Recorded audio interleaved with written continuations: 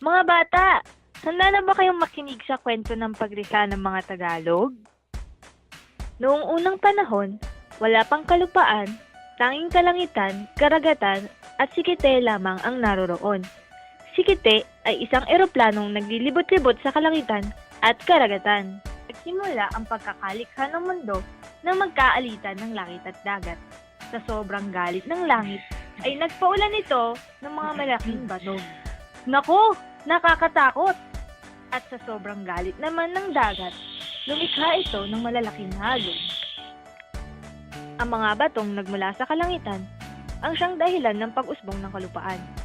Mula naman dito ay unti-unting nabuo ang mga gusaling may iba't ibang hugis at laki. At ang lahat ng ito ay natunghayan ni Kite habang siya ay naglilibang sa himpapawid. Sa hindi inaasahang pagkakataon ay nakatakbo siya ng kambal na gusali na halos kasing taas ng kalangitan. Sa loob ng maikling panahon ay pinag-isipan niya kung paano iiwasan ang malaking balakid. At sa huli ay iniwasan ni Kite ang kambal na gusali, ngunit natamaan pa rin ito ang kanyang buntot. Naku! Galit na galit si Kite! Sa kanyang pagkainis sa kambal na gusali ay binilikan niya ito at binangga sa gitna.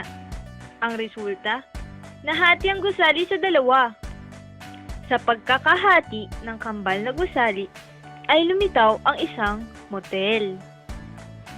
Sa isang bahagi nagmula ang lalaki, ang isa namay ang babae. Sa pagkatagal-tagal pala ng panahon ay naroroon lamang sila sa loob ng iisang motel.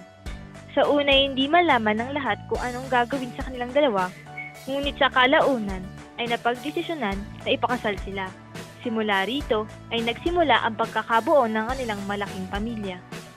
Sa sobrang dami nilang anak ay nagkaroon ng pagtatalo ang mag-asawang lalaki at babae.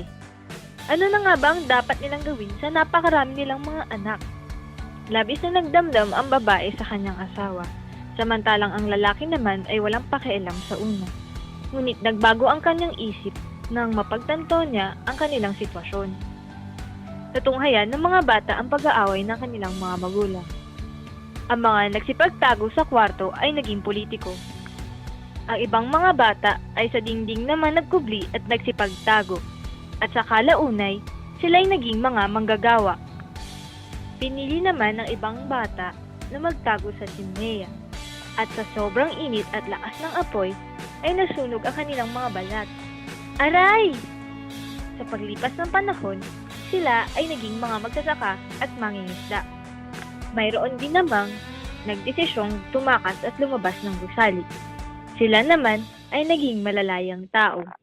Ang mga natitirang bata ay tuluyang umalis patungo sa ibayong dagat. At sila ay naging mga OFW. At dyan na nagtatapos ang ating kwento.